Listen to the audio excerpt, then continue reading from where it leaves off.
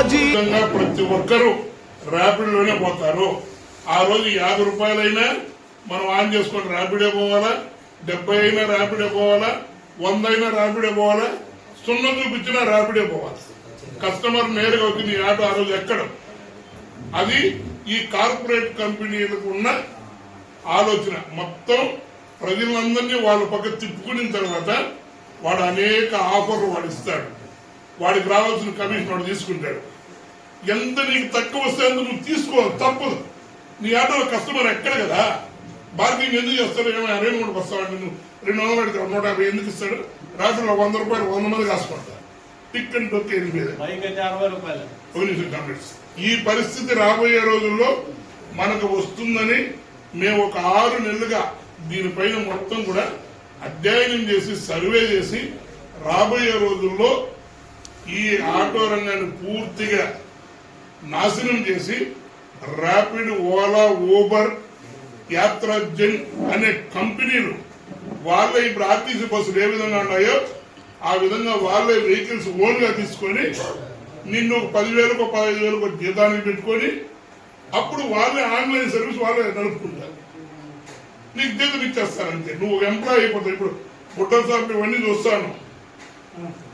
నేను చిన్నపిల్లగాడుగా ఉన్నప్పుడు కొండ మీద చేపూరు ఉద్యోగం వస్తే 20,000 జీతం వచ్చేది. మా అమ్మతో కూడా సర్వీస్ 2,00,000 రూపాయలు వస్తా ఉంది రిటైర్డ్ అయిపోయి కూడా. ఈ రోజు ఎంత వస్తా ఉంది? 3 గంటలకు లేచి రెడీ అయ్యి 4 గంటలకు బస్సు ఎక్కి 5 గంటలకు కొండకు పోయి మసలు వేసుకొని మధ్యాహ్నం 1 గంట దాకా డ్యూటీ చేసి మళ్ళా దిగి ఇంటికి వచ్చేటప్పటికి 3 అవుతా ఉంది.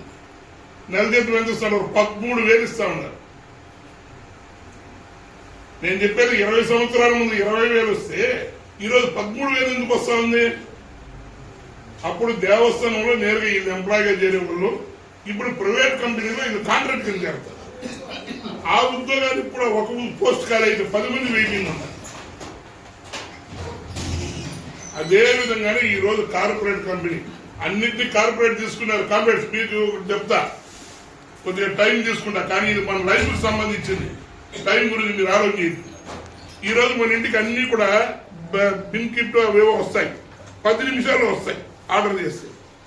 మనం పోయి అన్నింటిలో తీసుకొని వచ్చే టైం లేదు. ఆన్లైన్లో పెడితే ఇంటికి బిన్నే వచ్చేస్తాడు. కానీ ఏ విధంగా వస్తున్నాయి ఇవన్నీ కూడా? నువ్వు అన్నింటిలో పోయి ఒక వస్తువులు కొనుక్కుంటే 500 రూపాయలు అడిగితే నువ్వు కానీ ఆన్లైన్లో ఉంటే 450 రూపాయలు 400కే వస్తాడు. ఇంట్లో కూర్చొని ఉంటేనే. మనకి ఒక ఈదులో అప్పుడు ఒక 100 అంగుళ్ళు ఉండేది. 100 అంగుళ్ళు ఉంటే 100 మంది బతికేవాళ్ళు, 100 కుటుంబాలు బతికేవి. ఆ 100 అంగులకి సరుకులు తెచ్చి ఆటో వాళ్ళు బతుకుతా ఉన్నారు, రిక్షా వాళ్ళు బతుకుతా ఉన్నారు, లారీ వాళ్ళు బతుకుతా ఉన్నారు, మూటలు ఎత్తి పెట్టి కూలోళ్ళు బతుకుతా ఉన్నారు. ఇప్పుడు ఏం చేసినారు? ఎవడో ఒకడు కార్పొరేట్ కంపెనీ ఒక చోట గోడను తీసుకుంటాడు, తయారు ఎక్కడ అవుతుందో సరుకులు మొత్తం రోడ్లు గోడలు దింపుకుంటాడు. నీకు కమిషన్ ఇస్తాను నా దగ్గర బైక్ తెచ్చుకుంటేని ఒక ట్రిప్కి 10 రూపాయలు 15 రూపాయలు కమిషన్ ఇచ్చి ఆర్డర్ పెడితే నేరుగా ఇంటికి పంపిస్తాడు. అంటే ఇటు కార్పొరేట్ కంపెనీ వాడు మాత్రమే బతుకుతాడు, మనం కూలీలుగా బతుకుతున్నాం. 100 అంగుళ్ళు పోయినాయి, 100 కుటుంబాలు బతుకు తెరువు పోయింది. ఇప్పుడు ఈ ట్రాన్స్పోర్ట్ రంగం ఒకటే భారతదేశంలో బతుకుంది.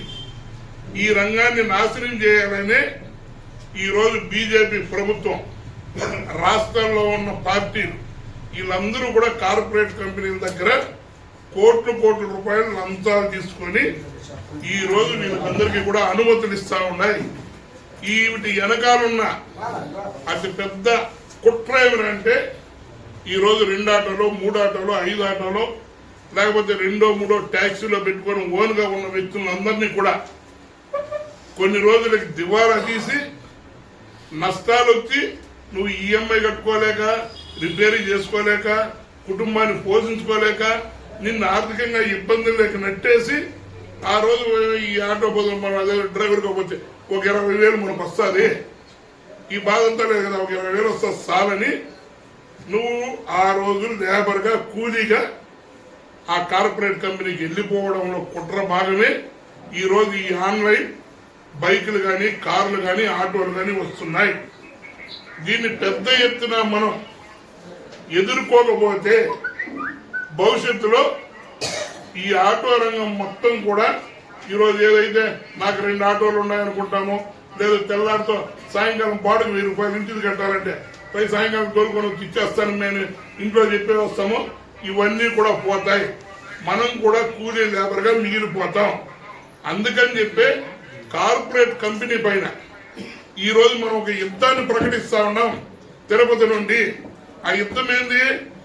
ఈ నెల 12వ తేదీన తిరుపతిలో ఆటోలు పూర్తిగా బంద్ చేస్తా ఉన్నాం. ఆటోలు ఎలా ఇళ్ల కార్డు పెట్టేసి మనం అందరం కూడా ఒక 5-6 సెంటర్లు తిరుపతిలో అనుకుందాం.